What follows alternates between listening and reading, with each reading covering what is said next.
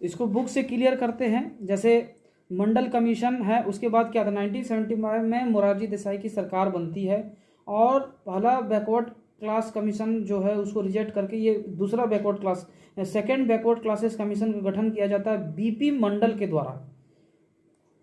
और member of parliament जो होते हैं ना, वो इसको आर्टिकल 340 की तरह कॉन्स्टिट्यूशन में इन्वेस्टिगेशन के तौर पर भी लेके आते हैं कि जो सोशली और एजुकेशनली बैकवर्ड क्लासेस है उनके लिए भी कुछ किया जाए। SC ST के लिए तो रिजर्वेशन था ही था इस देश में, लेकिन देखा गया कि जब आज़ादी के 40-50 साल बीत जाते हैं तो ये बैकवर्ड क्लासेस भी जो होते हैं वो काफ़ी ज़्यादा पिछड़ रहे थे।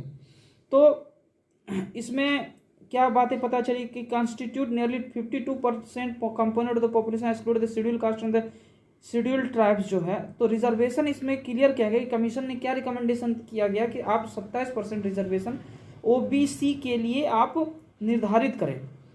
So the total reservation for all SC ST OBC जो अमाउंट टू बी द 50%। और ये भी बता दिया कि जो भी टोटल रिजर्वेशन होगा वो 50% से ज़्यादा नहीं होगा। तो जब VP सिंह की सरकार बनती है उन्होंने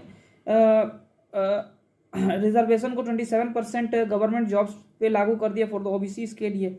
फिर 1991 में क्या होता है, नरसिम्हा राव की सरकार आती है तो उसमें कुछ दो बदलाव करते हैं, दोनों बदलाव को पढ़ना जरूरी है। ये preference to the poorest section among the OBCs and 27% quota and adoption of the economic criterion granting reservations.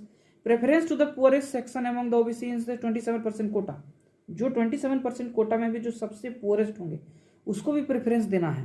Adoption of economic criteria in granting reservation, तो उसको भी इकोनॉमिकली क्राइटेरिया में डिटरमाइन करके उसको भी प्रेफरेंस देना है। फिर वो रिजर्वेशन में another 10% jobs for other economically backward classes, जो अदर इकोनॉमिकली बैकवर्ड क्लासेस यानी कि जो OBC में भी ज़्यादा वो पुअरेस्ट ऑफ द पुअर है उसमें भी आपको 10% क्या करना पड़ेगा, रिजर्वेशन देना पड़ेगा। Not covered by an existing schemes of reservation, जो इस रिजर्वेशन में नहीं आया है लेकिन जो वो पिछड़ गए हैं तो उनको भी 10% रिजर्वेशन आपको देना पड़ेगा।